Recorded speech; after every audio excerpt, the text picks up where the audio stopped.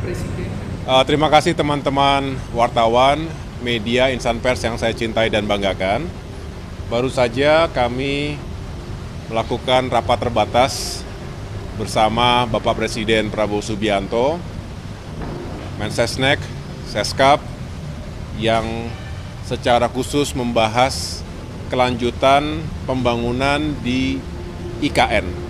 Bersama saya ada Menteri Pekerjaan Umum, Bapak Dodi Hanggodo, beserta Ibu Wamen, Ibu Diana, dan juga Kepala Otorita IKN, Bapak Basuki, dan Bapak Imam Ernawi selaku Deputi IKN di bidang, saya ulangi, staf khusus OIKN di bidang perencanaan pembangunan. Ini merupakan follow-up dari rapat terbatas sebelumnya di bulan Januari lalu, ketika Bapak Presiden juga ingin mengetahui progres pembangunan di IKN sampai dengan saat ini. Tentu harapannya kita bisa melanjutkan pembangunan dengan sejumlah penyesuaian dan prioritas. Karena pasti kita selalu dihadapkan pada keterbatasan anggaran, dihadapkan juga dengan berbagai misi dan target-target utama yang menjadi agenda nasional, yang tentunya kita sudah tahu bahwa kita ingin fokus pada swasembada pangan, energi dan air, termasuk juga untuk bisa meningkatkan kualitas hidup masyarakat kita melalui sektor pendidikan, kesehatan, dan juga berbagai upaya untuk mengentaskan kemiskinan. Dan program makan bergizi gratis yang juga diharapkan bisa meningkatkan kehidupan masyarakat, terutama generasi penerus kita, anak-anak kita. Jadi infrastruktur dalam hal ini akan memberikan dukungan penuh dan diprioritaskan untuk mewujudkan target-target nasional tadi. Bukan berarti kemudian infrastruktur dinomor dua kan, justru kami harus melakukan prioritas ulang, paling tidak melakukan penyesuaian-penyesuaian agar yang menjadi prioritas utama dari pembangunan nasional 5 tahun ke depan, terutama juga di awal-awal pemerintahan Presiden Prabowo Subianto ini bisa kami dukung dengan baik. Nah, terkait dengan IKN, ini juga sudah dipastikan akan dilanjutkan, dan beliau sendiri juga sudah memastikan akan ada alokasi anggaran besarannya kurang lebih 48,8 triliun rupiah 2025 hingga 2029 ini, tentu nanti digunakan sesuai dengan petahapan dan juga rencana yang telah ditetapkan sejak awal. Dan kaitan dengan kelanjutan pembangunan, khususnya kawasan legislatif dan juga kawasan judikatif, ada beberapa yang perlu terus disempurnakan.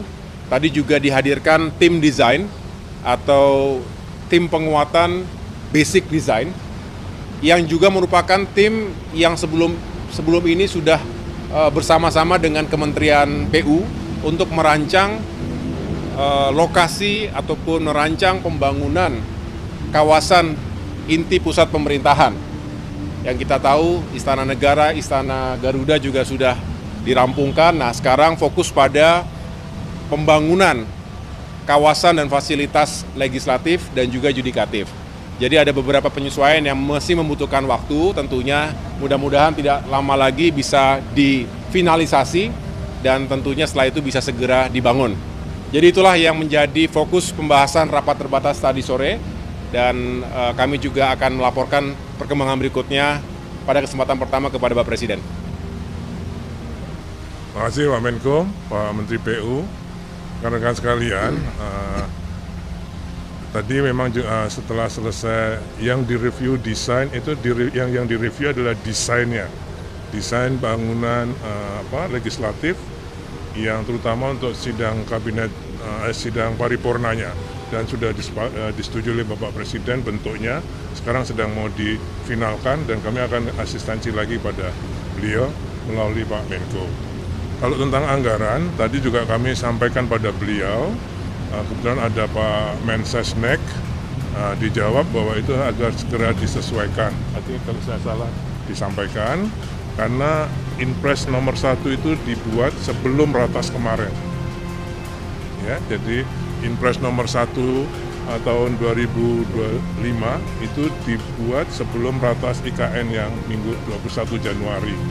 Nah, jadi nanti kami akan sudah diminta untuk berkirim surat kepada Menteri Keuangan untuk menyesuaikan sesuai dengan yang disetujui oleh Bapak Presiden 6,3 plus 8,1 ya. Tipe awal yang ada di kami adalah 6,3.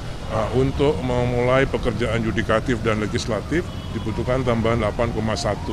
Nah, itu besok akan segera kami mengirim surat pada Pak Bu Menteri Keuangan sesuai dengan arahan Bapak Presiden pada sore hari ini.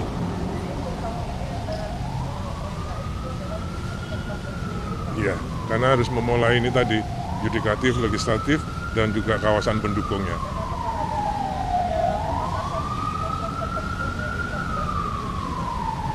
Saya kira kalau menurut persetujuan Pak Presiden, yaitu nanti Pak kan tembus surat itu akan saya tembuskan ke Pak Mensesnek, nanti beliau juga ikut mereview. Oke? Berarti itu nggak ada pemangkasan, berarti anggaran BPK ini nggak kena pemangkasan yang kemarin itu ya Pak? Ya, yang jelas sesuai dengan surat kami nanti itu kami sesuai dengan notulen rapat Ratas tanggal 21 Januari ini. Ini notulennya baru disiapkan oleh Bapak Sekap. Oke?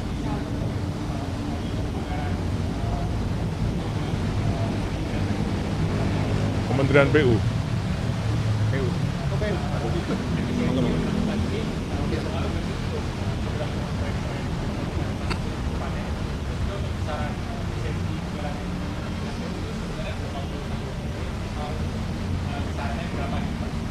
Nggak dengar gue. Sorry mas, udah malam turun mas, mampuan. Efisiensi anggaran di Kementerian PU Pak. PU. Mungkin besarannya itu 81 triliun kan Pak. Terus juga nanti ke depannya untuk proyek-proyek infrastruktur lainnya itu akan terdampak nggak dengan efisiensi anggaran tersebut?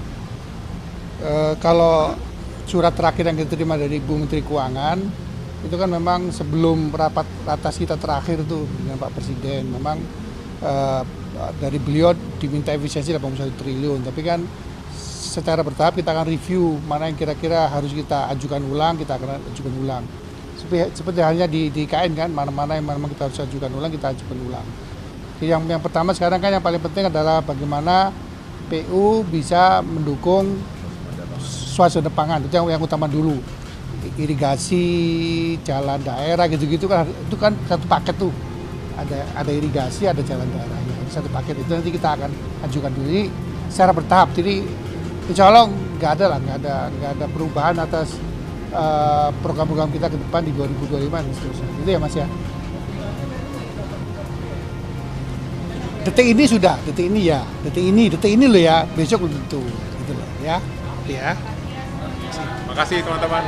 Terima kasih. Thank you ya.